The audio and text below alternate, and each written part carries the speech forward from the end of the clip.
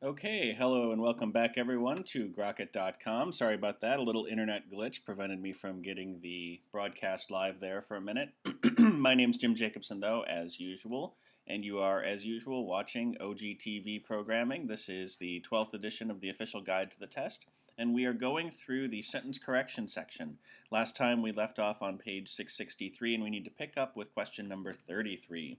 Lost a couple minutes there in trying to get things up and running, so let's just get started. So like I said, page 663, question number 33. So because an oversupply of computer chips has sent prices plunging, the manufacturer has announced that it will cut production by closing its factories for 2 days a month. So looking at the sentence as written, you know, the things that we always want to do is try and predict what sorts of errors might be introduced. You do this through a combination of looking at the sentence structure, what they've chosen to underline, and then sometimes looking at the answer choices to get an idea of what differences there might be. Just glancing at the answer choices, we clearly see we have a difference between because and due to. And also, you know, because this whole initial phrase is kind of a modifier, giving a cause or a reason, and then we have the main sentence. We need to make sure that that modifying sentence or modifying phrase at the beginning, the thing that starts with because, we need to make sure that that makes sense chronologically, that it's if there are modifiers, if it's modifying a noun in the main sentence, we need to make sure that it does so correctly. So nothing jumps out at me about the answer choice A as initially written, but that doesn't mean there's nothing wrong with it. It just means that nothing jumped out at me. Let's take a look at the next one. Choice B, because of plunging prices for computer chips, which is due to an oversupply. Now there's actually a pronoun mismatch. The cause listed in the because thing is prices, plunging prices. But then the pronoun that's used to replace it is, or sorry, not pronoun, the verb which is used to pair up with prices is. You don't say prices is, so we have a mismatch in number, singular versus plural, so choice B has that wrong with it. Choice C, because computer chip prices have been sent plunging, which resulted from an oversupply. The which is a little bit problematic.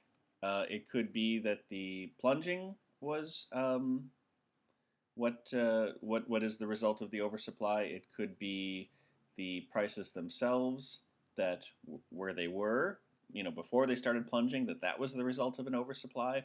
So which is a little bit unclear. Also, this whole idea of because computer chip prices have been sent plunging, it's not that things can't be sent plunging. It's that's extra words to describe something that you could just as easily say they plunged. So it's a little bit wordy too. On to choice D.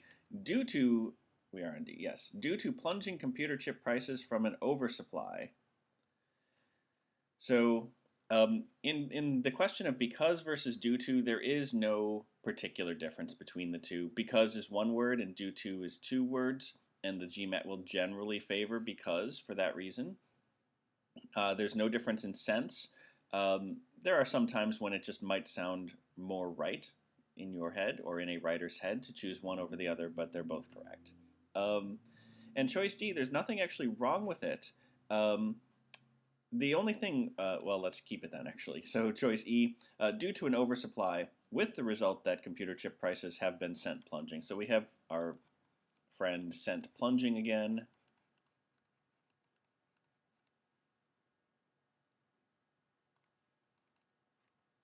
And of course, actually, you know, a number of not all the answer choices have sent plunging, but some do.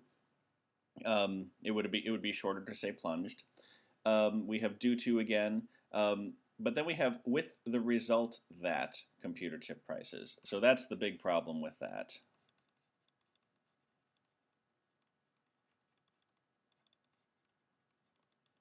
That's way too many words.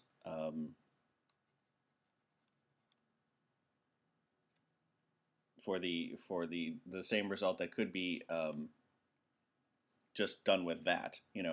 Due to an oversupply, that sent computer prices plunging, or something like that. So with the result that is definitely wordier than it needs to be. So the big problems then, we had a which that was unclear. We have a wordy with the result that sent plunging is a little bit on the wordy side, but choice A had that too.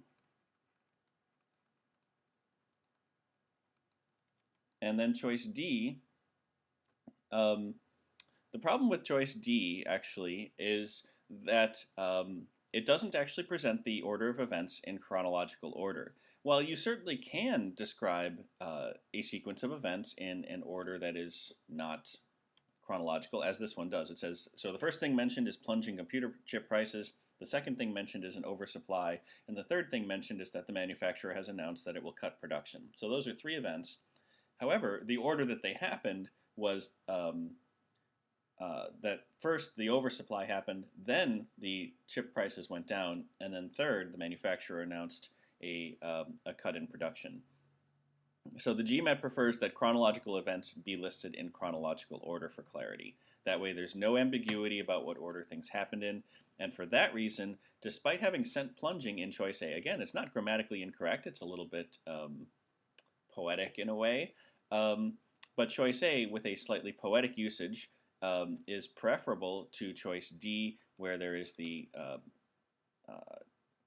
order of events, basically. That's what I'll put as the reason for D being wrong.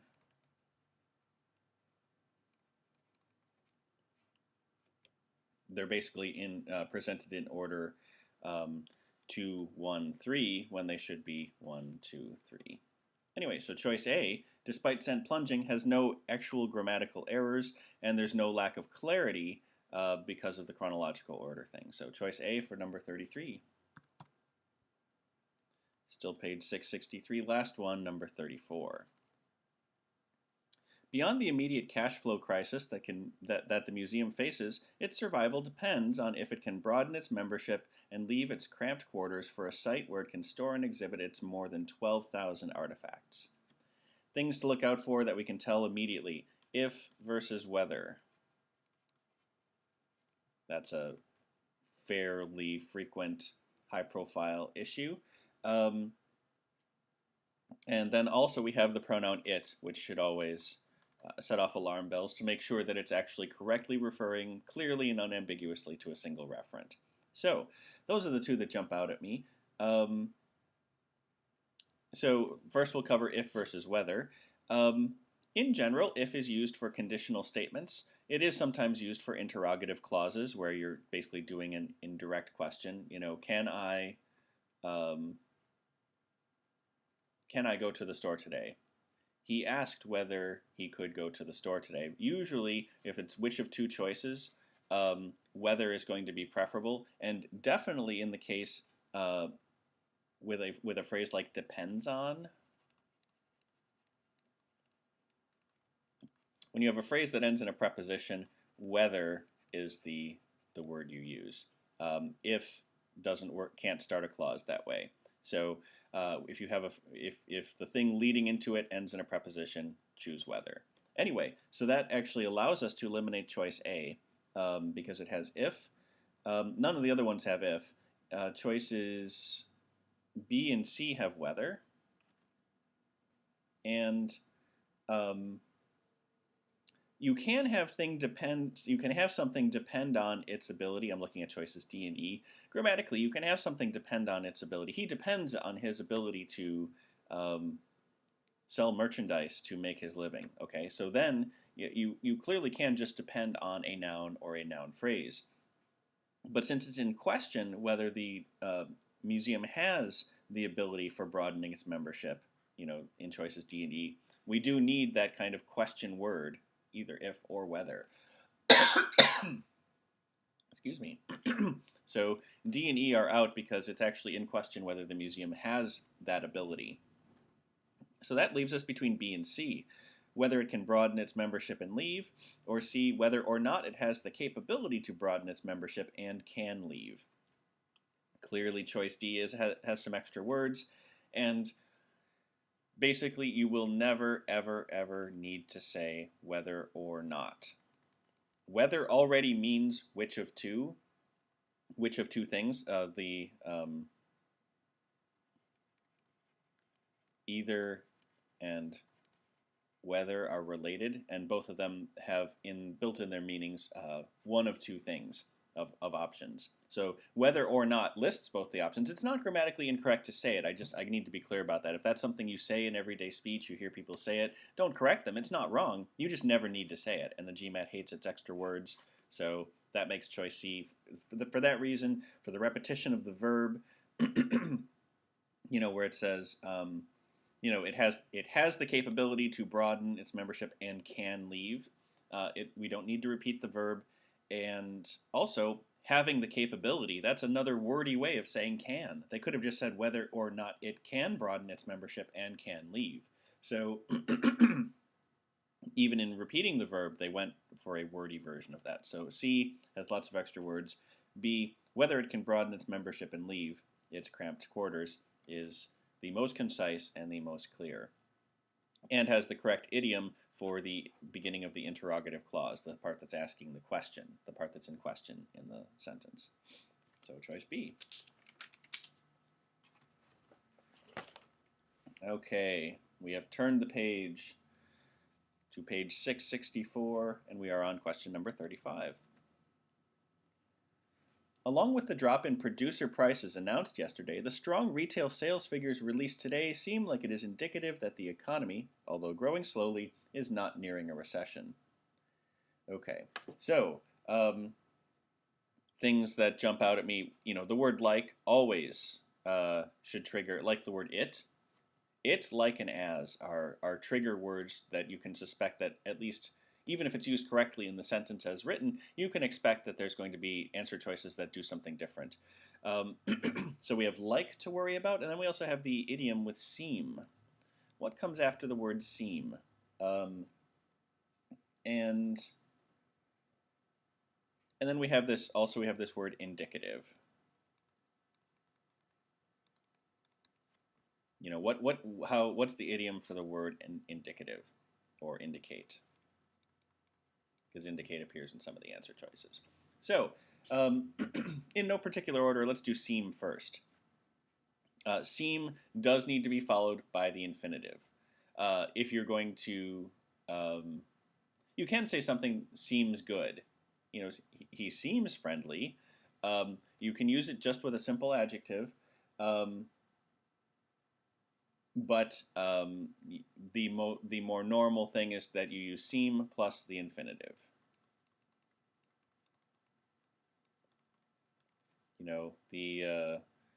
He seems to be friendly, or the family seemed to be able to leave on time no matter how late they got up. Okay, so seem plus the infinitive is the normal thing. And so that's, whoops, I left off one thing from our topics for discussion. We actually do have an it in here. So first, seem plus the infinitive. Seem like, that's something that people say in colloquial speech all the time. Well, they seem like they might be willing to go with us. But that's something you would not expect to see on the GMAT. So choice A as written seems like it is indicative that, choice A has wrong things for seem, and it also has wrong things for indicative. Normally, you indicate that, but something is indicative of. So we would need the correct idiom there. Choice B has, let's cover the rest of the topics. Seems like, so like here is not being used instead of as. So that's, even though I listed like as one of the things that we would want to be careful of, I'm just kind of trying to model good behavior. Not every prediction that you make is going to be borne out in the answer choices. I was expecting, or was, I guess, pretending to expect, a like versus as split, but that turned out to not be an issue. Like only appears in choices A and E, again because of the colloquial phrase seem like. Anyway, so on to the other thing. So we did seem, we did indicative of, and then we have it. And of course, it does only appear in choice A. It here is replacing the phrase sales figures. Sales figures is plural, though. It is singular, so the two can't be equal. So that's yet another reason that choice A is wrong. There are no other answer choices that replace the plural sales figures with a singular pronoun or even a singular verb. So we don't, well, I guess choice E actually does rename the sales figures as an indication, but I guess that's not automatically wrong. You can say that the sales figures as a group collectively are an indication. So choice E we won't mark off just on that basis. Anyway, back to the answer choices then. Seems as if to indicate, that's way too wordy. And also, I'm not even sure, seems as if. So the as if to do something is an acceptable phrase in English. You know, he waved his hand at us as if to say it was okay for us to leave now. So as if to do something normally begins a clause. You know, its own clause, restating an interpretation of an event you just saw. You wouldn't have something seem as if to do something, so I think this is actually unidiomatic.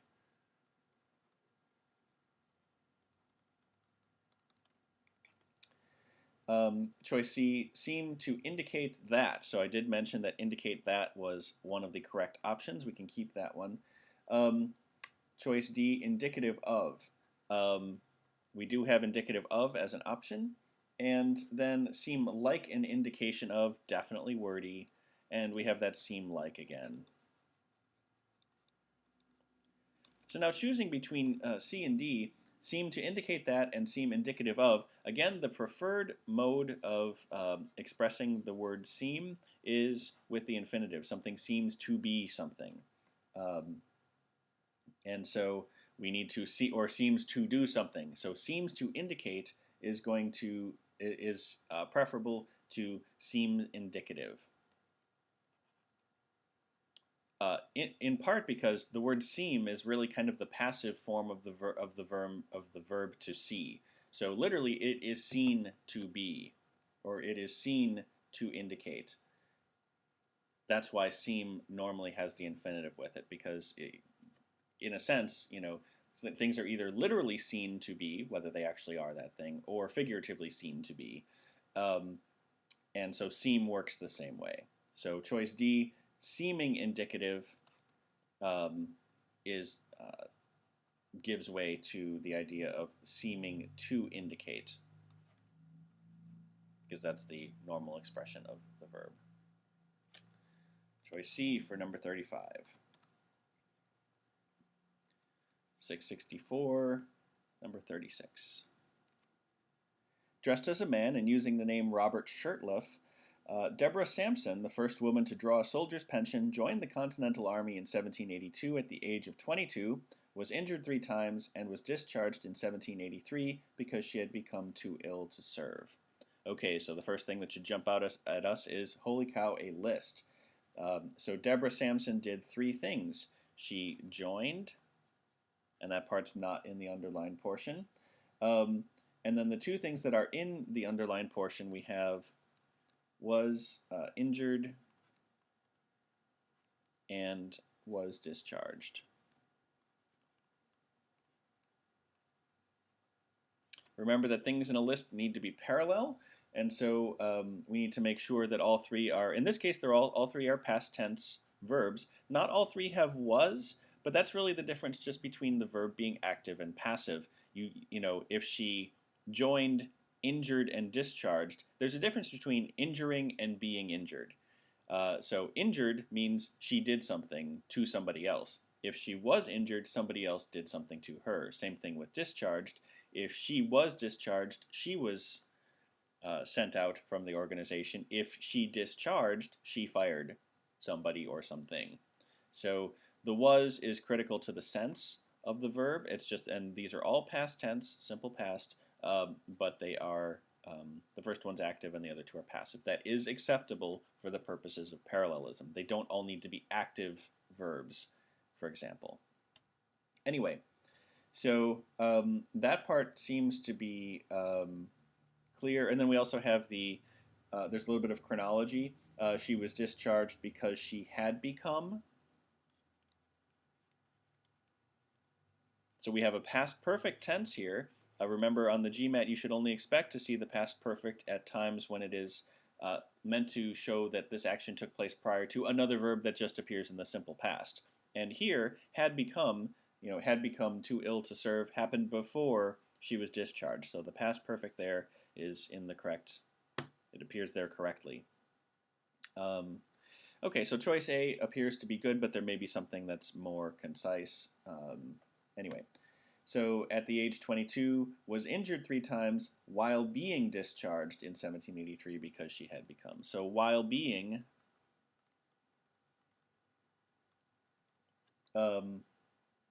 here is replacing was discharged. While being discharged, I'll just abbreviate it, is no longer parallel. Being discharged is not parallel to joined and was injured. That's a progressive tense. Also, and she also wasn't injured while in the process of being discharged. So there's a little problem with while. The word while can sometimes be used to display contrast. You know, while I do like my job well enough, I really would rather be doing something else. Something like that. While can be used to describe contrast, and I think that's the sense it's going for, but it's automatically less clear because it has those two senses. Anyway, choice C, so B, not good. C, she, at the age 22 and was injured 3 times and discharged in 1783, being too ill to serve. So in that one, the being too ill removes that sequence of tenses that we had, because she had become too ill. That made it clear that that happened before she was discharged. Being puts it at the same time, which kind of messes with the chronology in the sense of the original sentence. So also there's the problem with, it says, and discharged in 1783. There's a difference between she discharged and she was discharged, okay? Again, you can say she discharged her rifle. She shot the rifle, but you can't say she was discharged the rifle. Was discharged is passive, discharged is active. They mean different things, and so this also has the active-passive problem. So it's not C. D, at age 22, injured 3 times and was discharged in 1783 because she was too ill to serve. Discharged because she was too ill to serve. It says that she was too ill to serve at the time that she was discharged. That's not necessarily untrue. It does change the sense a little bit that it was only because she had become too ill in the original sentence but she had been fine before that. In this one, it implies it doesn't actually say that it was a recent event, the becoming ill. It just said that she was, and that's why they chose to discharge her. Choice D. The other problem is injured. It's no longer parallel, because injured, while it can be used as a past participle, just describing her, the injured dog, or something like that, then we would want discharged and probably joined to also be past participles. But since they are all past tense verbs, we can't just have injured on its own in choice D. Finally, E, at age 22, having been injured 3 times and discharged in 1783, being, so this one has those two words I've told you to watch out for, be suspicious of, being and having. Very often in wrong answer choices they appear often in wrong answer choices in sentence correction because they don't need to be there. There's another way to describe those relationships without using those extra words. And here we have both of them in the same answer choice. Having been injured,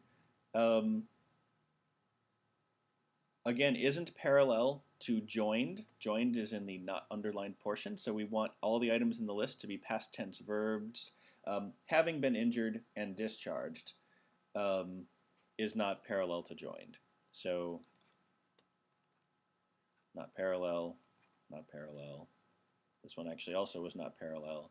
And this one was not parallel. So basically all of them break parallelism in some form, leaving choice A as the correct answer. Okay, number 37. 6, 6, 4, 3, 7. Although schistosomiasis is not often fatal, it is so debilitating that it has become an economic drain on many developing countries. Okay, first thing that jumps out at me aside from schistosomiasis, which, you know, that's a mouthful, or I guess it would really just be an eyeful because on the GMAT you don't actually have to pronounce anything. We have the idiom, so X, that Y.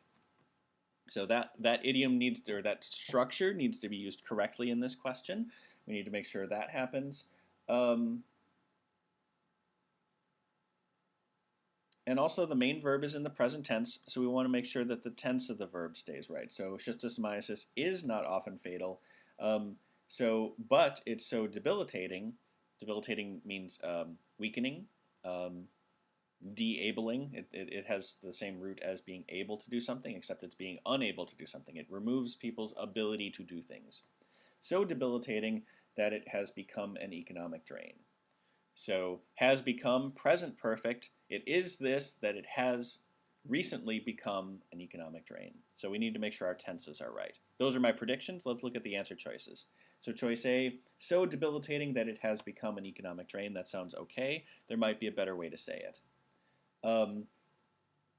It is of such debilitation, it has become an economical. Oh my goodness. Okay. So debilitation and debilitating are not the same word. Debilitating means weakening. Debilitation means weakness. Schistosomiasis is not of such weakness. It's not a weak disease. People get really sick from this. It completely knocks them out. So debilitation, changing to the noun, is naughty. That's one problem. Also, economical and economic mean completely different things. Economic means relating to the economy. Economical means efficient or inexpensive. So it would not make sense for it to become an inexpensive or efficient drain on many developing countries. So economical is even more ridiculous than debilitation. We can actually just cross off anything that has economical, and it looks like choices D and E also repeat that same error. We can also get rid of it is of such debilitation, because also choice D has that, which we already crossed off for economical. Such is its debilitation. We're trying to just say that it is so X, where X is an adjective, that Y, and then Y is the result, which would probably be a full clause, saying that this happened and this happened. So instead of debilitation, we need debilitating because it's an adjective. Actually, it's a participle, but you know, whatever. So we're only left with A and C. So it is, okay, so although schistosomiasis is not often fatal, so debilitating is it as to, I can't even read this with a straight face. So debilitating is it as to become an economic drain on many developing countries. So I guess I kind of gave it away. Choice C is terrible. It's not even English. So debilitating is it as to become... I'm trying to think of a way that this could actually somehow, in very, very convoluted English, be grammatically correct, even though ridiculously wordy. And I'll have to think about it some more, but I really don't think there's any way that that could be correct. Anyway, which leaves us only with choice A. It is so debilitating, so X, that it has become an economic drain, Y. Okay, so that's the result. Choice A for number 37. 664, number 38. In 1850, Lucretia Mott published her Discourse on Women, arguing in a treatise for women to have equal political and legal rights and for changes in the married women's property laws. Okay, so what we have here is, this is actually the main sentence with Lucretia Mott. Main clause, I guess I should have written. And then we have kind of an expansion on that, or an explanation. I'll abbreviate EXP so that it could be expansion or explanation. So main sentence and the explanation. An explanation like this is a type of modifying phrase. And you may remember from previous broadcasts that modifying phrases need to be as close as possible to the things they modify in order to very clearly and logically refer to those things. There are times when it is okay to postpone a modifying phrase. It doesn't have to be touching the actual word, although that by default is the best way to make sure that it modifies things clearly. Nonetheless, this modifying phrase still needs to be clear what it's modifying. So in this particular case, it's the word arguing. Now, arguing in a treatise. She published her discourse on women arguing in a treatise. Arguing in a treatise is probably going back to Lucretia Mott, not the discourse on women, which was the treatise itself. The treatise does not argue in a treatise. So, treatise is just, a essay. So, or probably more like a book, short book. Anyway, so the original sentence as written has problems with its modifying phrase. The correct answer will modify, either the phrase itself will modify Lucretia Mott and we will move her closer, which we can't do because it's not underlined, or the thing that is underlined, and so this is the part that's underlined for us in the sentence. This part really needs to modify whatever came right before. In this case, it's actually the title of the book. So whatever comes next should probably describe the thing that she wrote. So let's look for that in the answer choices. Choice A we eliminated. Choice B still starts with arguing. It's not impossible that it could go back to the subject, but it still has arguing in a treatise for equal political and legal rights for women. All that does is move the phrase for women around, and it is better to have the small modifying phrase for women after equal political and legal rights, because that's what she was actually arguing. She was arguing for equal political and legal rights for women, whereas in choice A it actually sounds like it was just a treatise for women, like, oh, only women can read this thing. No, you guys, you can't read this. No, you're men, you can't. Which wouldn't make sense. So choice B still has arguing. So it looks like choices C, D, and E all begin the underlined portion with a treatise, which is then apposition, renaming discourse on women. So we're saying discourse on women, comma, and then we're going to tell you more about what discourse on women was. So C, D, and E all have potential. Of course, we know only one can be right. Choice C says, a treatise that advocates women's equal political and legal rights. Women's equal political and equal rights.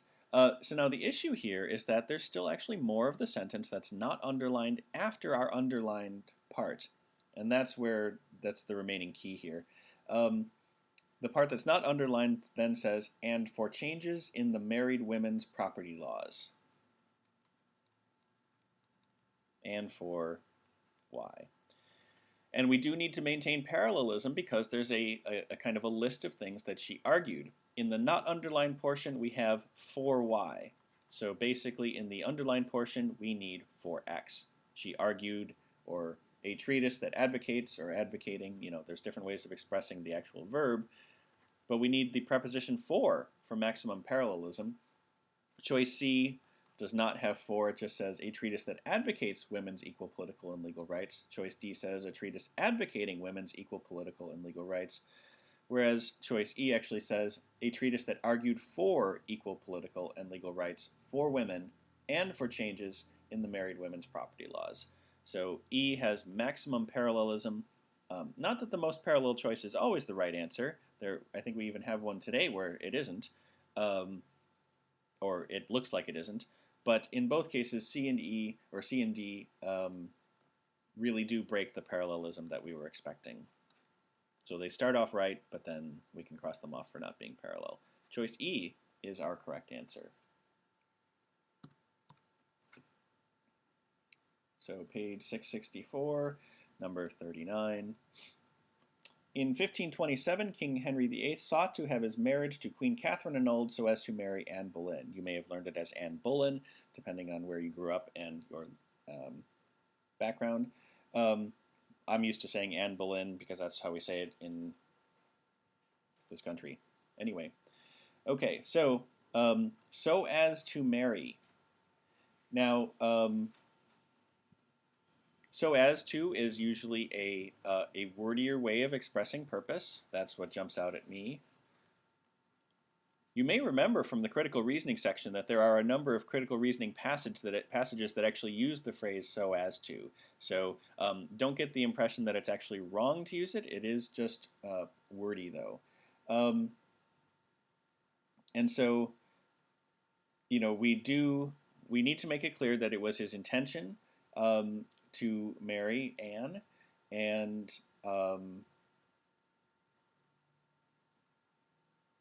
it's also unclear as far as who's actually doing the marrying in choice A. So King Henry VIII sought to have his marriage to Queen Catherine annulled so as to marry. It actually, since we have two people mentioned, not that Queen Catherine was likely to marry Anne, but he could have, in theory, married Anne Boleyn to somebody else as king.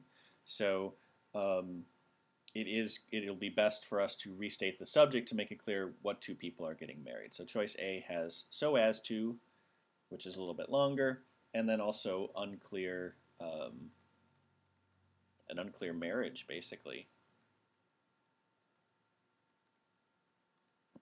Okay. Choice B, and so could be married to. Now, since this actually has a finite verb in it, could be married, you know, I think we can safely say that it was Henry. The problem here is that is the and so. The short version of the sentence is, he sought an annulment, and so he could be married to Anne. Seeking the annulment is not what enabled him to get married to her. Actually getting it is what enabled it. So basically, this makes his seeking the annulment the condition that allows him to get married, as opposed to getting the annulment. And while the getting the annulment was a consequence of his seeking it, it's still not the actual direct consequence. And so this one kind of skips a step by just going to and so. And so he did it. But he didn't. There were a couple other steps in between. Choice C, have his marriage to Queen Catherine annulled, to be married to Anne Boleyn. So you can use, so the normal way to express purpose on the GMAT is to use the infinitive.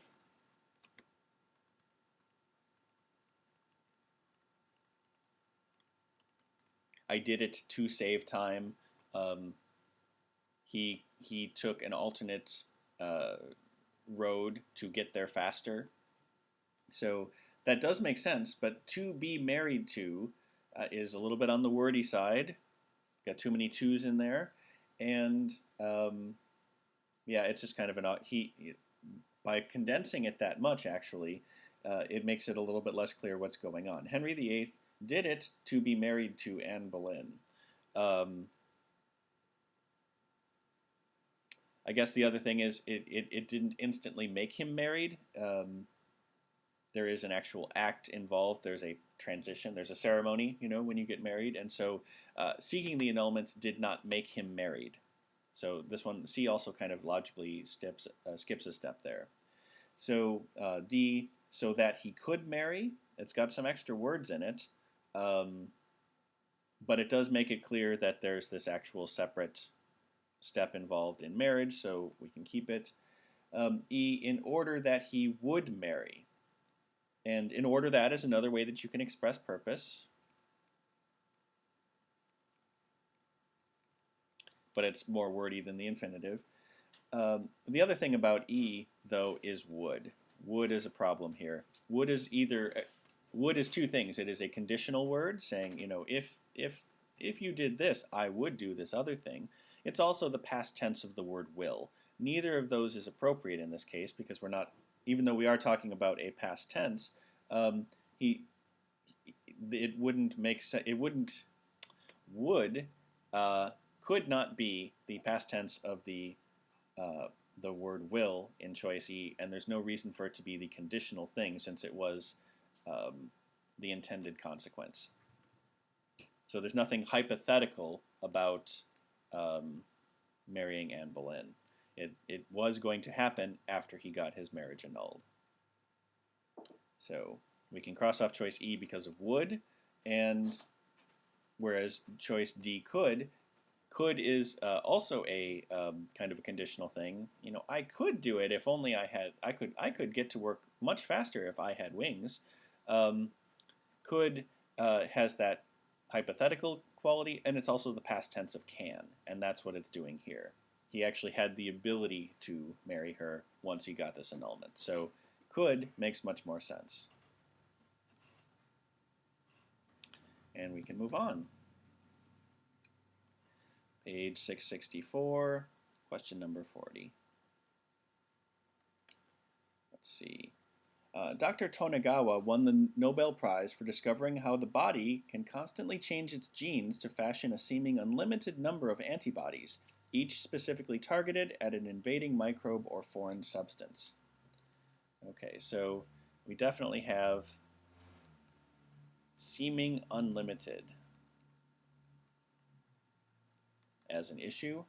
We also have, and this is, I get this from looking at the answer choices, each of them versus all of them. Okay, so those are our two issues. Let's talk about those. First off, let's do seeming. Seeming unlimited number of antibodies.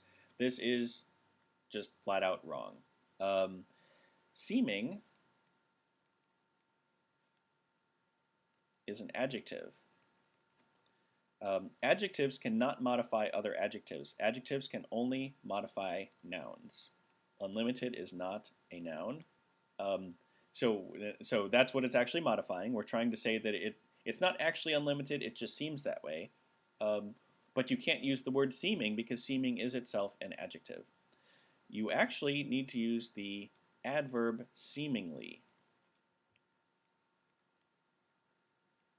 Because adverbs can modify verbs, of course. It's got the word verb in the name adverb, but they can also modify adjectives and other adverbs.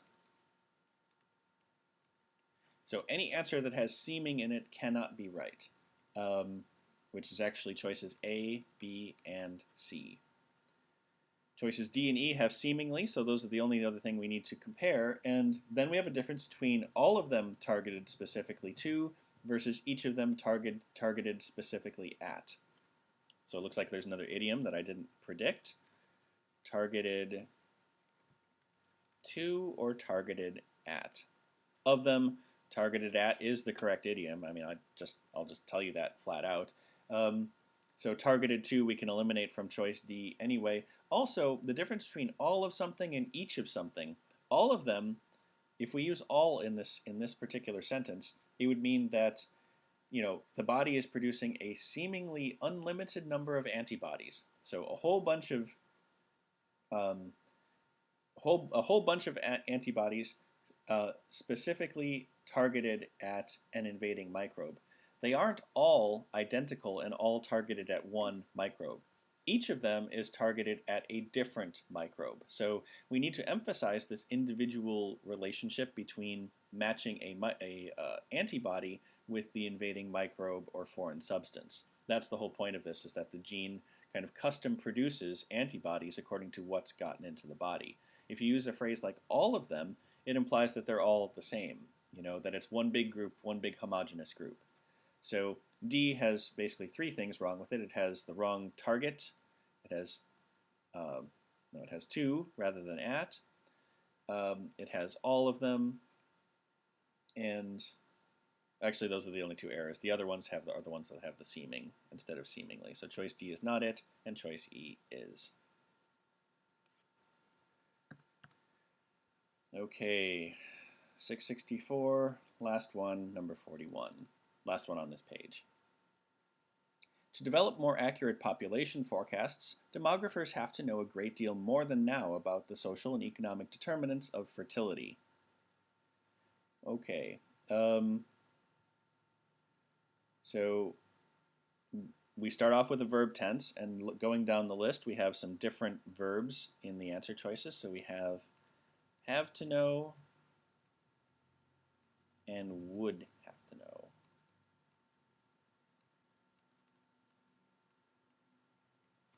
And then we also have a comparison about how they need to know a great deal more, know more than now, and some of the other chances have, or other choices have more than they do now. So we need to know which one of those is correct. Let's do these in order. Oh, let's do them in reverse order. And I spelled comparison wrong. Sorry about that. Okay. So the difference between knowing more than now versus knowing more than they do now. Remember that comparisons need to join parallel things. If you're comparing people to people, they both need to be people. You can't compare people to a theory. Grammatically, comparisons also have to be similar. So, if you're comparing a noun phrase, the other thing would need to be a noun or a noun phrase. So in this particular case, they need to know more, or would have to know more is actually the verb. Would have to know more than, so there's a verb in there. Now does not have a verb on its own. They would have to know more than now. The thing after more than lacks a verb. The thing before more than has a verb. So we have verb more than, and then we have not verb. And that's naughty. And the part that's underlined is only the part over here. Because the verb, well actually the whole thing is underlined, but there's a verb over here regardless. So since a verb is not negotiable, the thing on the other side of more than also has to have a verb. So we need to get rid of all the answer choices that just say they have to know more than now. And it needs to say something like they have to know more than they do now. More than now ones, that's A. And E. So A and E both have that more than now thing, so we got rid of those. The next split then is have to know versus would have to know. To develop more accurate population forecasts, demographers have to know more, or they would have to know more. Now in this particular case, what we're trying to do is set up a contrary to fact condition. They do not currently know everything that they need to know in order to develop more accurate population forecasts. The word develop in there indicates that the things don't currently exist. You don't have to develop the technology for fire or the wheel. Okay, that's already been done. You can cross that off your list. More accurate population forecasts apparently do not exist because the word develop precedes it. It's something that needs to be created. So because it doesn't exist yet, we have a contrary to fact condition.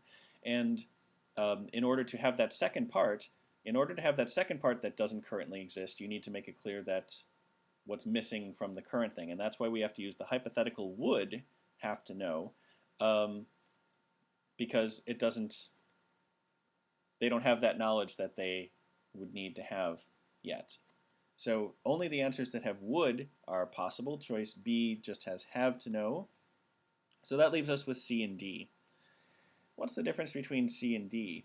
Wow, so we just actually had this one a couple questions ago. The difference between economic and economical. Remember, economic relates to the economy. Economical relates to efficiency and expense and something just being cheaper. Is it more likely that demographers need to know about social and economic determinants of fertility, like the things that relate to society and the economy, Or would they need to know about the social and economical determinants of fertility? They need to know the things that relate to society and just plain being cheap.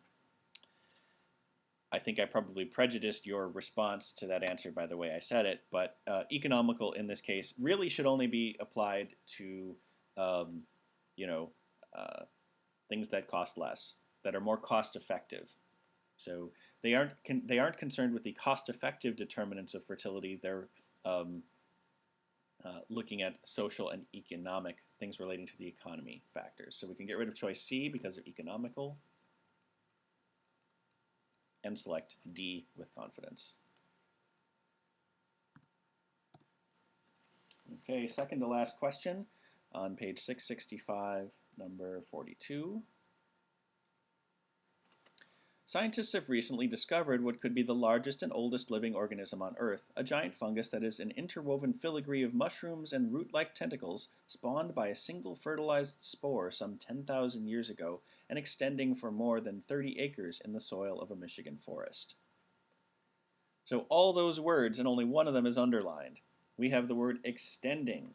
Well, what's the word extending doing in that sentence? It's actually part of kind of a list. We're talking about how we have an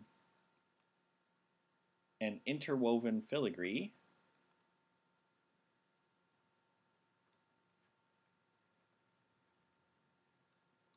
and it is spawned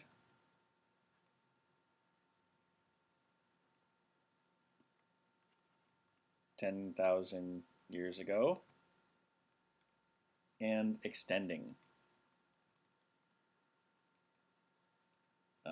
30 acres. Okay, so we need to make sure that the word extending is, I guess, parallel. It needs to be, parallel to spawned, and it also needs to make sense. So because both of the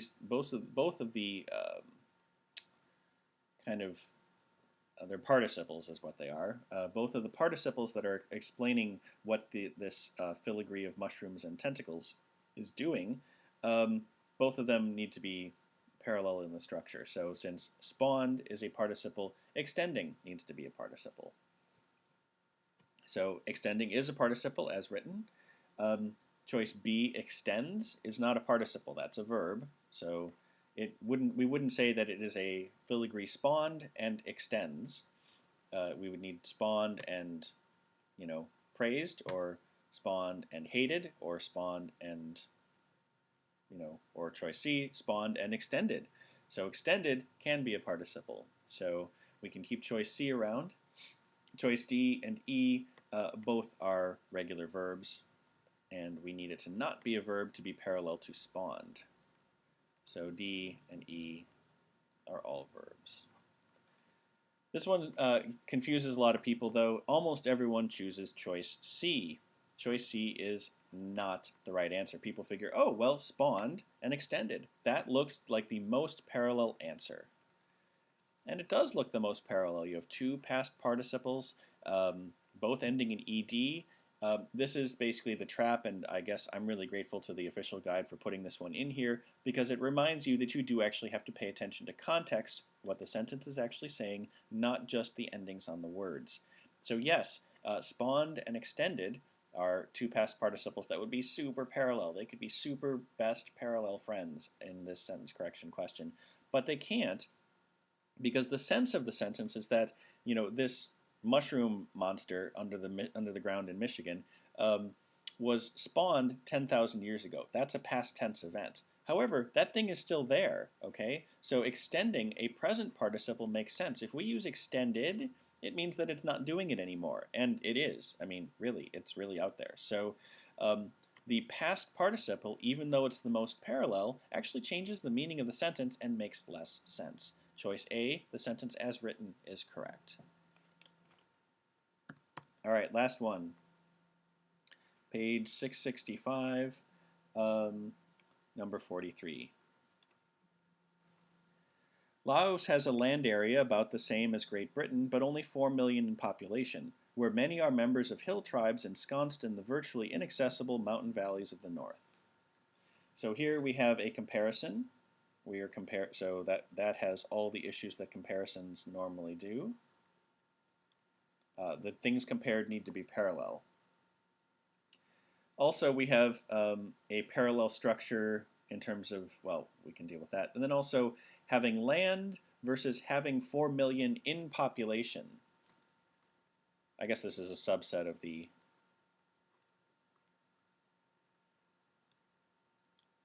Laos has land and a number in population.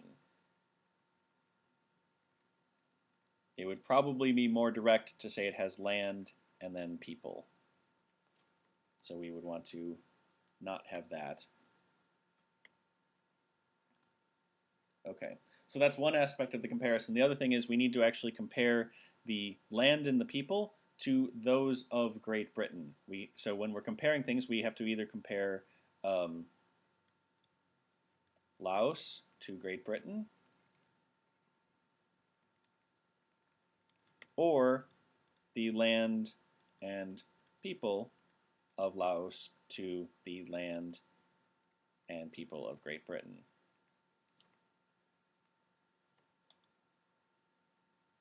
You cannot mix and match across that line. You have to compare countries to countries, or the things in the country to the things in the country.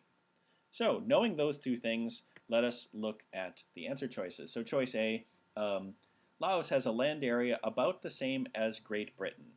There we are comparing the land area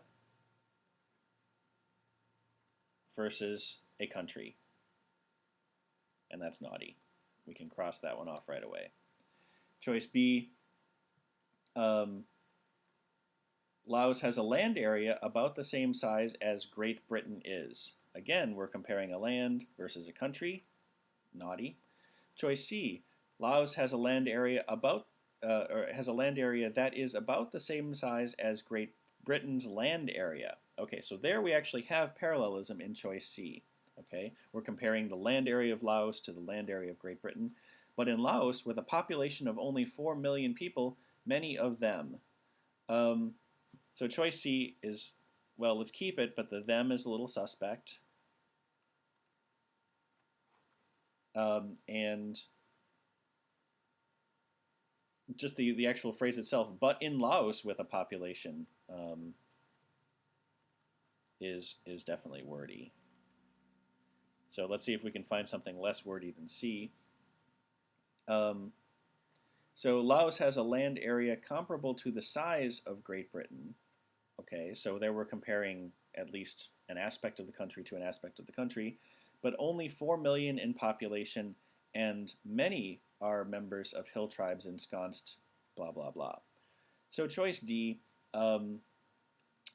grammatically correct. It does change the focus of the sentence a little bit, and also takes the emphasis off the people. So we do have, it has comparable, Laos has a land area comparable to the size of 4 million people, or, whoa, I'm skipping stuff, comparable to the size of Great Britain, but has only 4 million in population.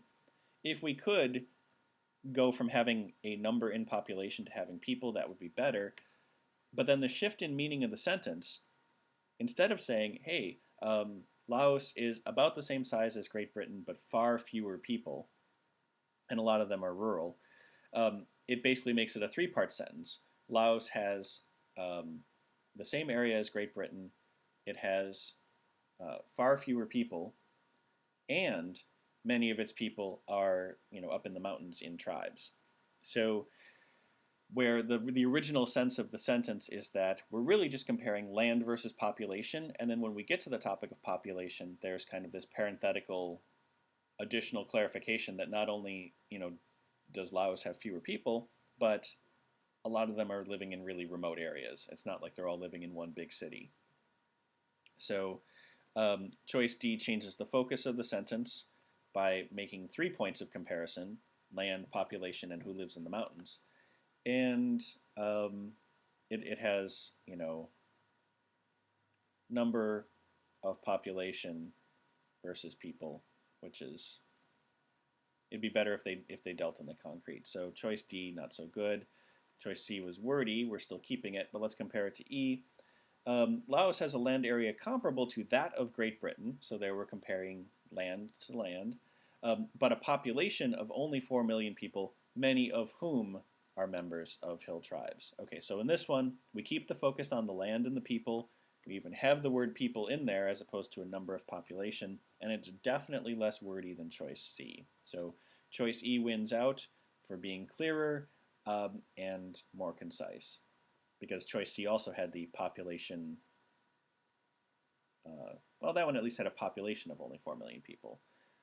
So emphasizing the people rather than the numbers. Anyway, I apologize once again for the late start today. I was having a little trouble getting parts of this to get up and running. And we will stop there. My name is Jim Jacobson. Next time we will pick up on Grockit.com on page 665 with question number 44. And hope to see you there.